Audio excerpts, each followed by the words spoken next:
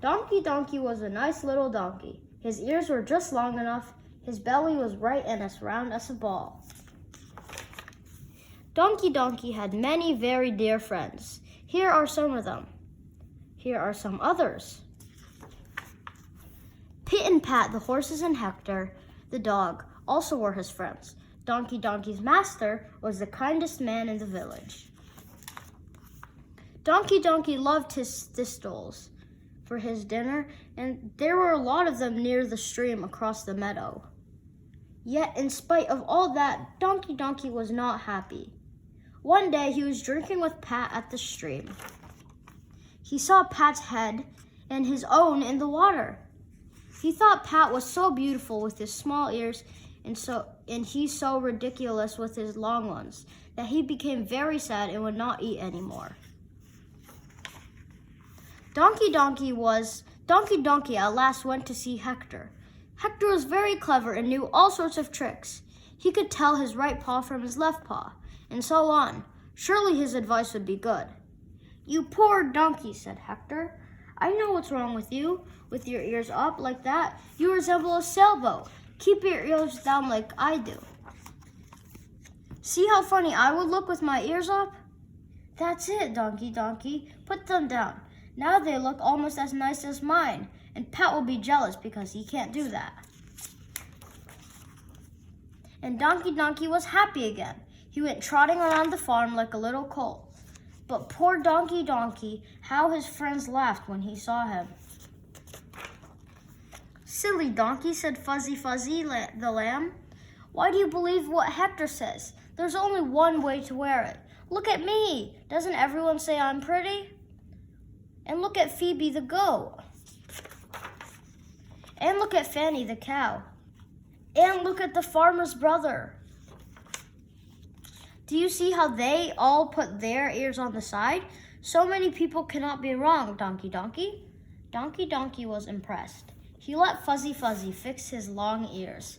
"Now," said the lamb, "you are beautiful. Wait, let's fetch a mirror." Donkey Donkey agreed that he did look dainty. Naomi the hen said the mirror flattered him, but she had a bad disposition, and of course she would say that. So Donkey Donkey went away again, happy although somewhat doubtful, as you can see by his expression. This is the stable door with a scythe hanging and a big nail, and Donkey Donkey was just about to enter. He entered as usual, but unfortunate donkey, the wicked nail met his ear and pierced it painfully. Donkey Donkey was sadder than ever. He cried all night. It was unpleasant for his friends. They could not sleep. They were quite angry with him. The next day, Donkey Donkey decided to consult Rosa, the mother pig. She was not known to be very clever.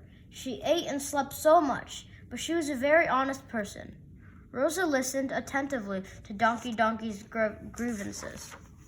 "Let me think," she said, and she closed her eyes to think more deeply. But pigs have slow minds. Donkey Donkey waited a long time. He counted up to 100, but Rosa was still thinking. I suspect, in fact, that she just went to sleep. At last she opened her eyes and she said, "Donkey Donkey, I don't know much about making people look prettier, but I can give you some practical advice. The idea of wearing ears up and down and sideways is all foolishness. When they are up, the wind and rain get in them. When they are down, you can't hear, and when they are sideways, well, you know what happens. But if you keep them front like mine, then you don't need an umbrella. You laugh at the sun and the rain, and you hear them well." And Rosa, who had never spoken so much in her life, went to sleep. Donkey Donkey tried it once. He thought it was a very good idea.